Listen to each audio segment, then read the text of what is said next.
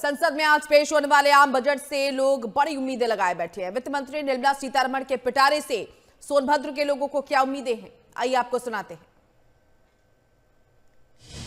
हम उस पे ये एक्सपेक्ट कर रहे हैं कि ये नॉर्मल जनता को इनकम टैक्स के पर्सपेक्टिव से भी काफ़ी बेनिफिशियल होने वाला है। जैसा कि हम देखें अगर कि स्टैंडर्ड डिडक्शन में जो लिमिट है वो बढ़ने जा रही है, उसकी वजह से जो हमारा नेट टैक्स लायबिलिटी होगी, अगर मैं जनरल भाषा में बात करूं, तो वो काफ़ी कम होने वाली है लोगों की।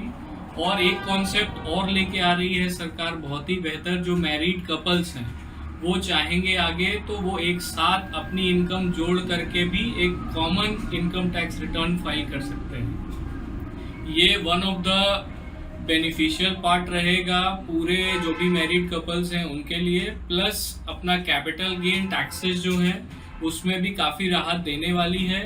होल्डिंग पीरियड से रिलेटेड राहत भी आने वाली है। और डिडक्शंस 80C 80D, जैसा कि हमने देखा कि जो 22 सितंबर के जो भी GST के टैक्स रेट्स में भी जो कमी आई है, उसका भी इम्पैक्ट हमारे इस बजट में ज़रूर पड़ेगा।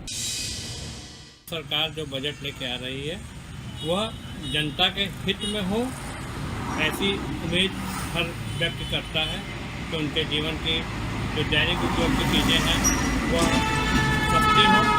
और जहाँ तक व्यापारियों की बात है तो व्यापारी चाहते हैं कि ऑनलाइन की जो मार्केटिंग है, जिन्होंने व्यापार को तबाह कर रखा है, उस पर नियंत्रित किया जाए और आम बाज़ारों में जो उत्पाद हैं उसको बिक्री के लिए बढ़ावा दिया जाए।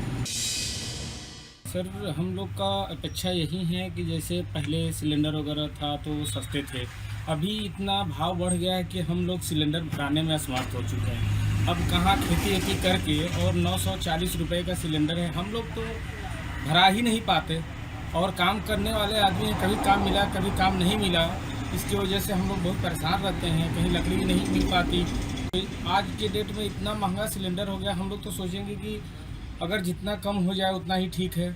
अब सरकार क्या करना चाहती है वो तो सरकार ही समझ पाती है।